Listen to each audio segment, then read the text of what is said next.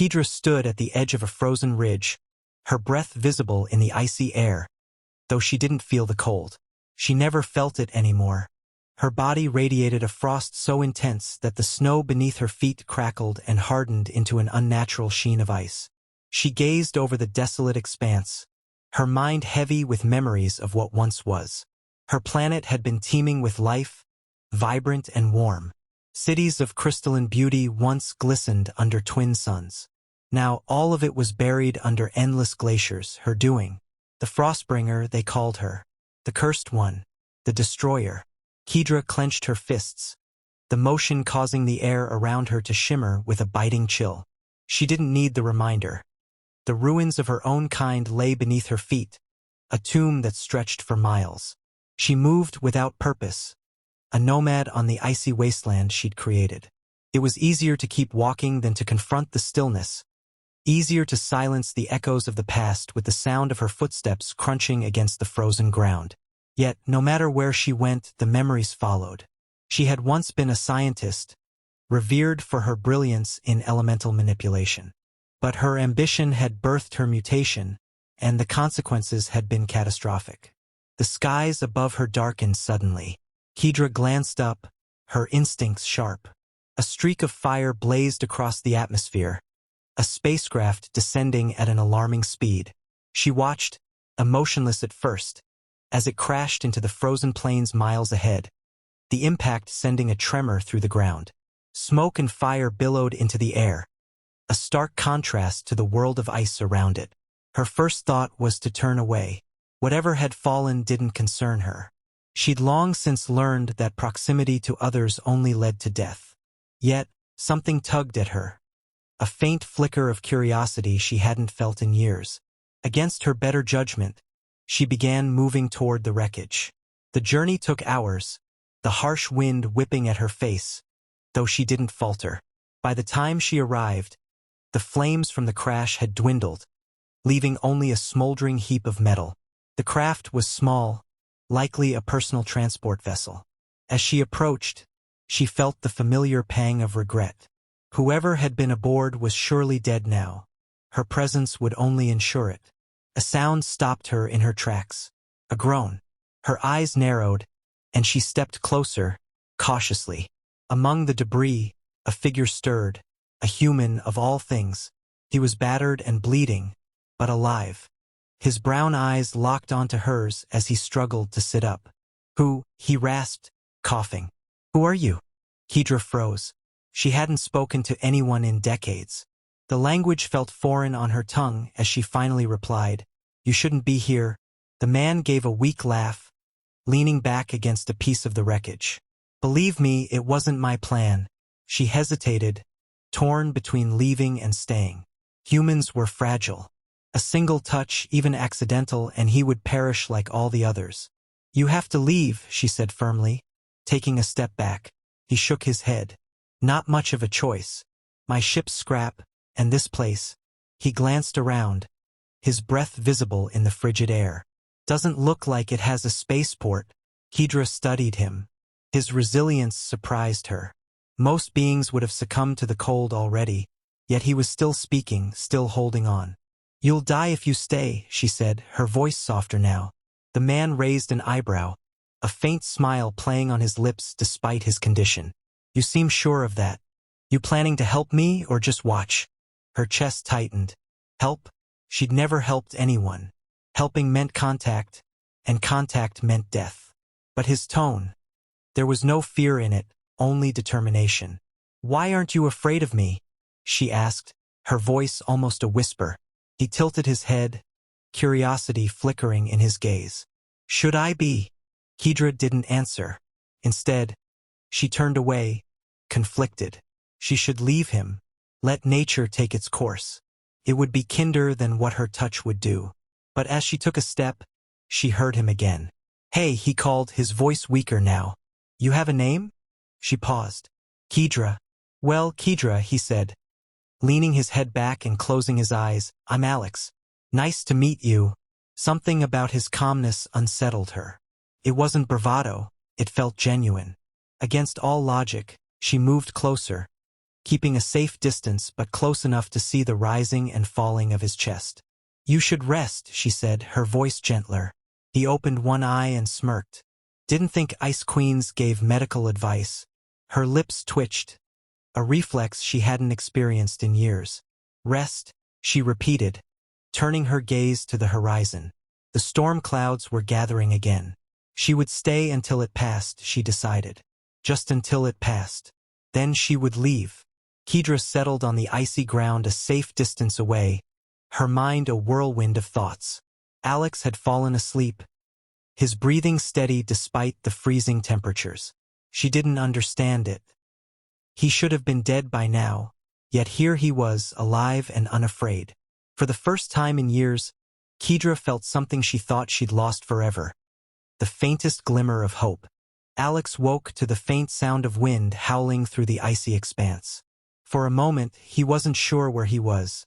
His body was stiff, his breath visible in the freezing air. Then the memory of the crash hit him, followed quickly by the realization that he wasn't alone. Kedra stood a short distance away, her back to him, still and silent as if she were part of the frozen landscape. The image of her, pale, frost-covered, and utterly alien, came flooding back. Despite the impossible circumstances, he felt no fear. If she had wanted him dead, he figured it would have happened already. He pushed himself upright, wincing at the sharp pain in his side.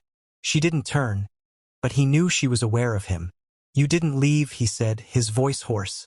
Kedra glanced over her shoulder, her expression unreadable. "The storm would have killed you," she replied simply, as though that was the only explanation needed. "Thought you said I'd die anyway," Alex said, attempting a smile through the ache in his ribs. She didn't respond, but her gaze lingered on him, the faintest trace of confusion in her eyes.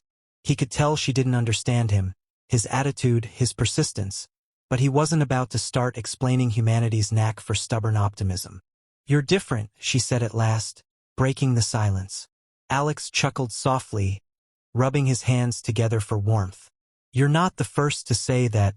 "I mean it," she said, her voice firmer this time. "You should be dead. My presence alone should have killed you." "Guess I'm tougher than I look," he replied, though he knew there had to be more to it than that. Her words carried a weight he couldn't ignore, but he decided to table the existential questions for now. "Where are you from?" she asked suddenly, surprising him. "Earth," he said, leaning back against the wreckage. "It's different from here. Warmer, for one thing. Green mostly. Lots of people, noise, chaos. You'd probably hate it."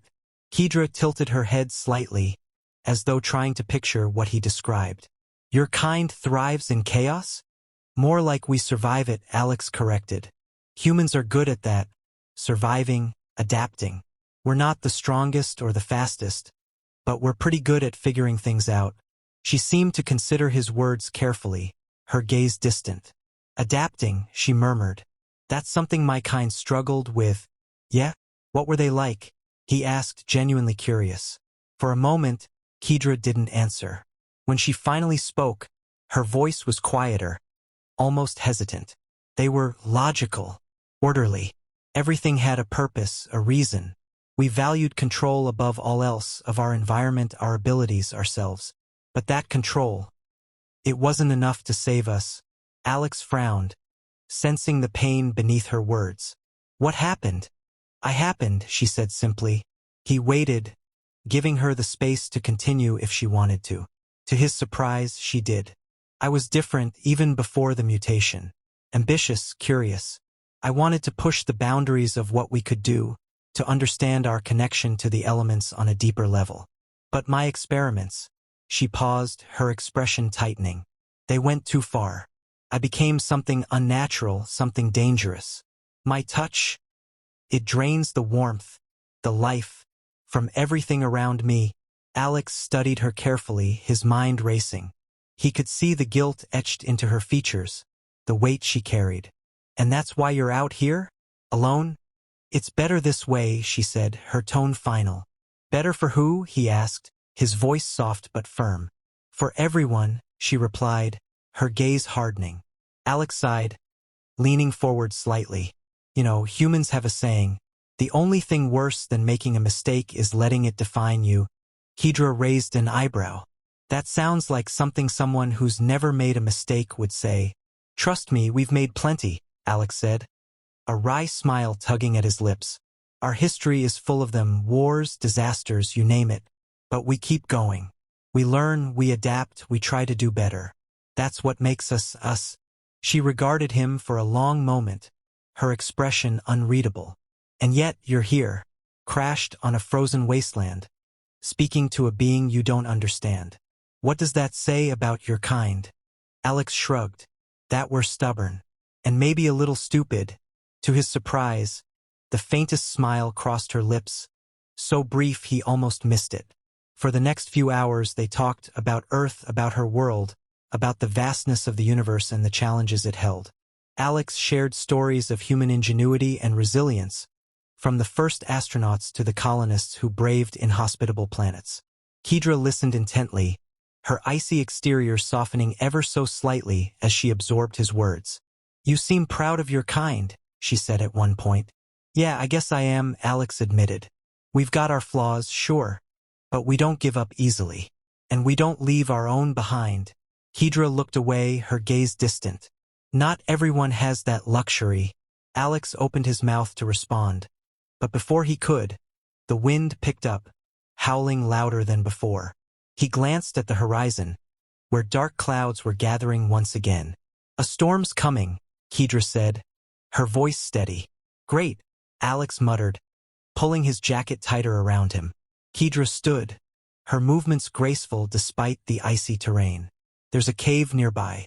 We can take shelter there. Alex hesitated for a moment, then nodded.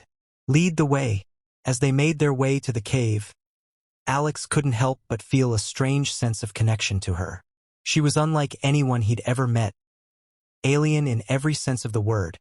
But beneath the frost and the walls she'd built around herself, he saw something familiar, something human. And for the first time since the crash, he felt a flicker of hope. Not just for himself, but for her too. Inside the cave, the air was cold but shielded from the biting wind outside.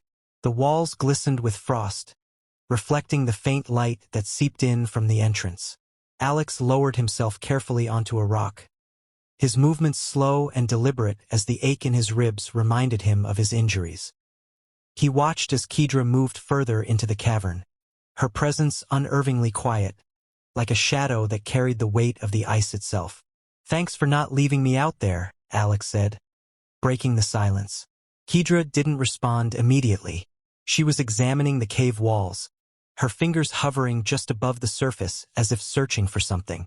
When she finally turned to face him, her expression was unreadable. You shouldn't thank me. My presence is as much a danger to you as the storm outside. You keep saying that, Alex replied, leaning back against the cold stone. But here I am, still alive. For now, she said flatly. Alex sighed, studying her as she stood there, motionless and distant. She spoke as though she were some kind of ticking time bomb, but he couldn't reconcile that image with the person he saw before him. Sure, there was something undeniably otherworldly about her. The frost clinging to her skin, the way the temperature dropped the closer she came. But beneath it all, there was a person, someone carrying a burden she didn't deserve. What is it you're afraid of? He asked, his tone softer now. Kedra's eyes narrowed, though not in anger. I'm not afraid, she said, though the weight in her voice betrayed her. You are, Alex said gently. Not for yourself, though.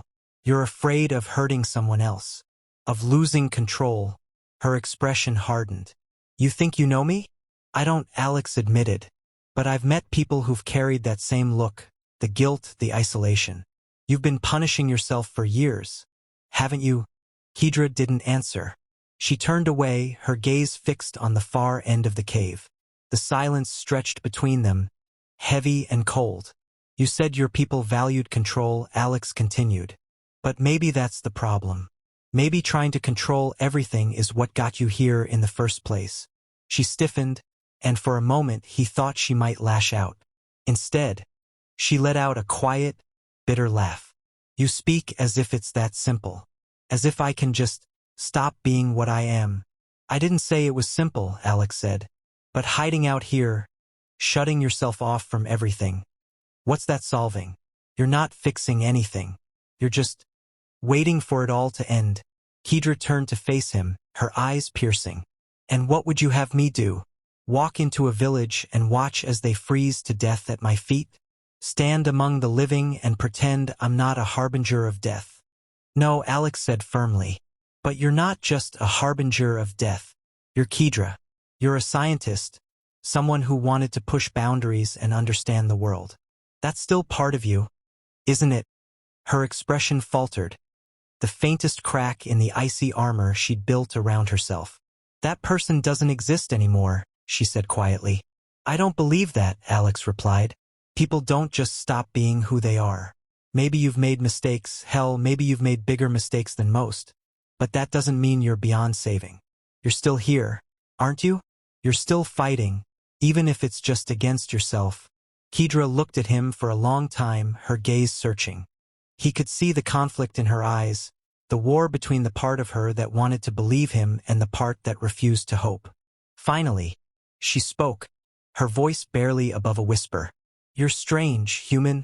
I get that a lot, Alex said with a small smile. Kedra shook her head, almost amused. You should be terrified of me. You should hate me. But I don't, he said simply. Why? Because I've seen what fear and hate do to people, Alex said. And because I've learned that sometimes all someone needs is for one person to believe in them. Kedra stared at him, the faintest flicker of something. Hope, maybe, crossing her face. She turned away again, but this time it wasn't to shut him out. Instead, she seemed lost in thought, her fingers trailing lightly along the icy walls of the cave.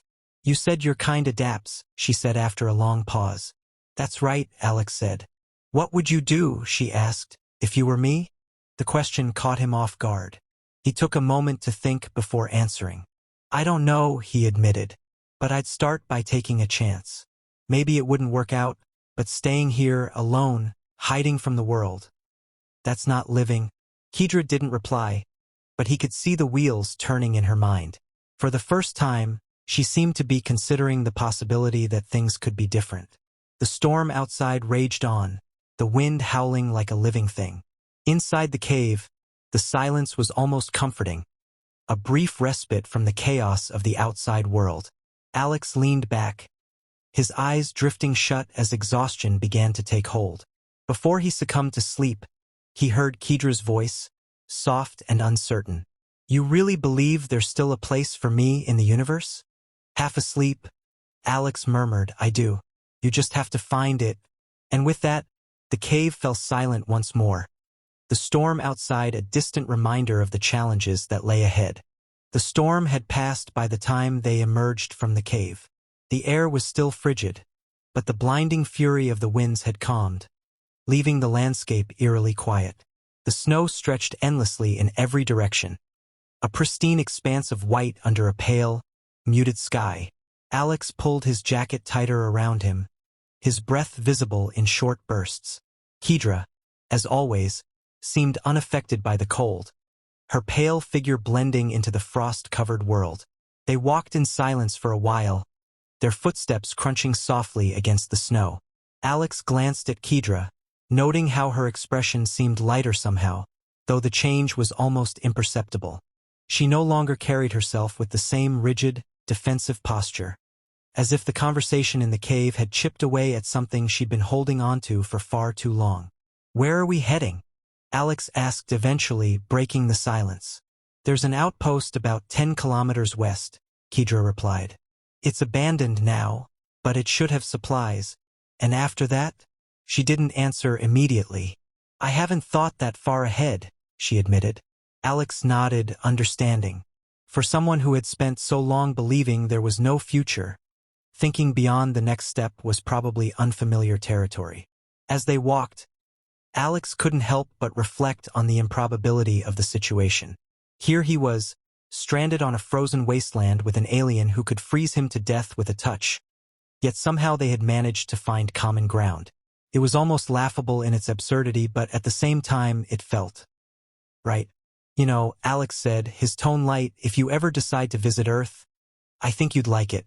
Well, some parts of it, anyway. Kedra glanced at him, one eyebrow raised. I doubt your people would welcome someone like me. They'd be scared at first, Alex admitted. Humans aren't great with things we don't understand. But once they got to know you, he trailed off, a small smile playing on his lips. I think they'd see what I see. And what do you see? She asked, her tone neutral but her eyes searching. Alex thought for a moment before answering. Someone who's stronger than they realize. Someone who's been through hell but hasn't given up, even if they think they have. Someone who deserves a chance. Kedra looked away, her gaze fixed on the horizon. She didn't respond, but the slight softening of her features told Alex she had heard him. As they neared the outpost, the structure came into view. An old, weathered building partially buried in snow. It was small and unremarkable, but to Alex, it might as well have been a beacon of hope. They approached cautiously, Kedra leading the way. The interior of the outpost was just as cold as the outside, but at least it offered some protection from the elements. The walls were lined with storage lockers and shelves, many of them empty, but a quick search revealed a few useful items: thermal blankets, ration packs, and, most importantly, a working transmitter. Alex let out a relieved laugh as he powered up the device, the faint hum of its activation a welcome sound. This might actually work, he said, turning to Kedra. She watched him silently, her expression unreadable. You'll call for help? That's the plan, Alex said, fiddling with the controls. Assuming this thing still connects to the network. He managed to send out a distress signal, his message brief but clear. Now all they could do was wait. He leaned back in the chair, exhaustion settling over him once again. Kedra remained standing, her gaze fixed on the transmitter. Once your people come for you, what happens next? Alex looked up at her, realizing the weight behind her question. I guess I go home, he said. But that doesn't mean you have to stay here. And where would I go? She asked, her voice quiet. Anywhere you want, Alex said. The universe is a big place. You don't have to stay in the shadows anymore. Kedra's gaze dropped, her hands clasped tightly in front of her. It's not that simple. Nothing worth doing ever is, Alex said. But you've already taken the first step. You've started to believe things can be different. That's more than half the battle. She didn't respond, but Alex could see the conflict in her eyes. He wanted to say more to convince her, but he knew better than to push. This was a decision she had to make for herself. Hours passed, and the outpost remained quiet, save for the occasional creak of the building settling under the weight of the snow. Alex dozed off at one point, his body finally succumbing to the exhaustion that had been building since the crash. When he woke, Kedra was still there, sitting silently by the window, her gaze fixed on the horizon. Any sign of them? He asked groggily. Not yet, she replied without turning. Alex stretched, wincing as his ribs protested. You don't have to stay, you know. You could leave, go wherever you want. I know, she said simply. But you're still here, he said, watching her carefully. She turned to look at him, her expression calm but resolute. You said humans don't leave their own behind, she said. Maybe I don't want to, either. Alex smiled, the warmth of her words cutting through the cold. For the first time, he felt certain that whatever happened next, neither of them would face it alone.